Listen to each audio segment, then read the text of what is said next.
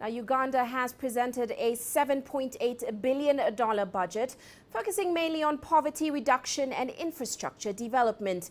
Agriculture, road construction, energy and health will take the lion's share of the country's 2016-2017 budget. Uganda's President Yoweri Museveni said key priorities will be in improving the climate of doing business in order to attract investment locally and from abroad. The president was optimistic that the policies would attract investments necessary for job creation and to improve the lives of Ugandans. Up to 70% of next year's financial plan will be financed from domestic resources. To attract more and more investors in manufacturing, services, and ICT. These operators must be assisted to come in the economy easily and quickly. Uganda cannot be a country of buying without selling. We cannot have Uganda as a supermarket country of other countries, where we specialize in buying, no selling. And in Kenya, Finance Minister Henry Rotich said that the budget deficit for the next financial year would be $6.9 billion. He tabled a nearly $23 billion budget that was described as hugely expansionary, with a lot of investment in infrastructure development. Now, the country will be targeting to expand its tax base as well as seek donors to finance the spending plan. The minister projected that the country's economy would grow by 6% in 2016 and allayed fears that the debt levels were unsustainable. We are now growing at 5.6, well above the growth rates that other countries are enjoying in the region. The average for sub-Saharan Africa growth alone is 3.4. Global growth is around 3%. So relatively, we are doing better than other countries because of what is happening globally, and also what we have put in place. The economic agenda that the country has put in place has helped to sustain that growth. So we wanted to continue that pace, consolidate the gains that we have achieved in various fields. Now, joining me in the studio to look closer at Kenya's budget is Fred Omondi. He's a tax partner at Deloitte East Africa. Welcome to the show, Fred. Now, let's look at Kenya's budget. And it looks like the focus this time around was how the government plans to, of course, fund the budget deficit and, of course, bring its debt down to manageable levels. Now, what are your takeaways from today's presentation? I think we keep seeing an increment in the debt level, so that's going to be difficult for the government to control, especially given the ambitious target that has been set for revenue collection. We are seeing a growth of about 25% in the tax revenue target. And given the tight economic environment, especially as we head into the election, I think that's going to be tough to achieve. And therefore, we are likely to see an increment in the debt level. And especially where we are sitting currently, we are almost on the borderline of what we would consider sustainable debt levels. So I think it's going to be a tough act, seeing especially that the Jubilee government also wants to fulfill a lot of its promises in terms of expanding the infrastructure and some of the social services that they're providing to the wananchi. Yeah. Now, one thing that did come out was the fact that they're looking to widen their tax base. In fact, he talked about possibly introducing new taxes in the informal sector.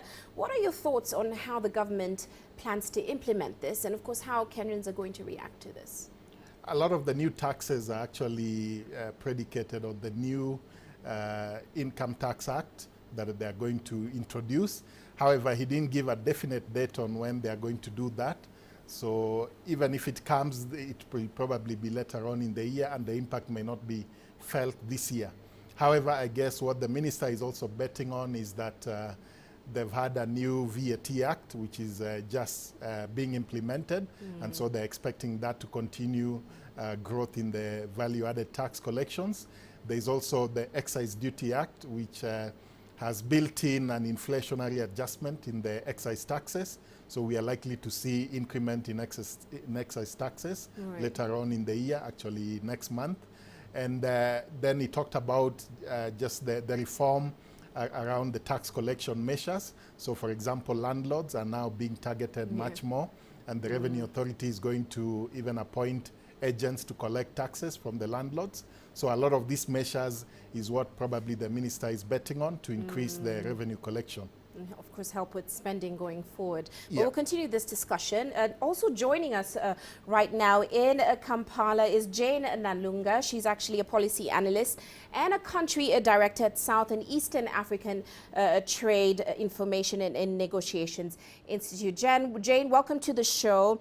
Now, Finance Minister Kasaija, he highlighted loans and grants, and of course the issuing of government securities as two major areas that will finance the country's budget going forward. What were your takeaways in terms of how the government plans to finance this budget?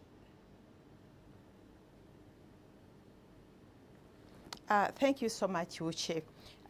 When you look at the proposals on how government is going to fund the $7.8 billion budget, they expect to get from the domestic revenue about $3.3 billion, and the rest, which is $4.5 billion, is going to be sourced from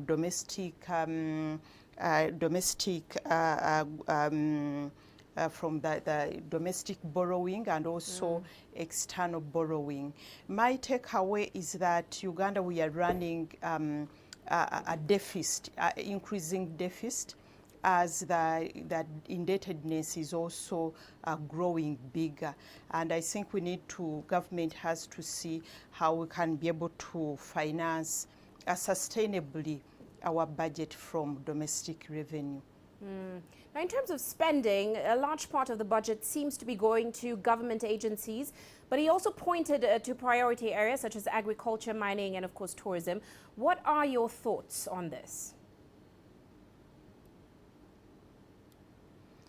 My thoughts are really, when you look at because the efficacy of any budget should depend on where the government plans to go with the economy, and also how to address the challenges facing the economy. When you look at our Vision 2040 and our National Development Plan, it's talking about addressing issues of employment, industrialization, increasing production and productivity. These are very, very critical areas. And when you look at what has been put in the budget as priorities, agriculture, it's true, because almost 80% of our people are in agriculture. But if agriculture is not related to industry and also to trade, then there is going to be a problem when it comes to promoting industrialization and employment. And in our budget, I see a very big disconnect. They have put money in agriculture, but there is no money at all in industry and also in trade and in cooperative. And for me, I see this as a disconnect between what government is aspiring to achieve and what it has put in the budget.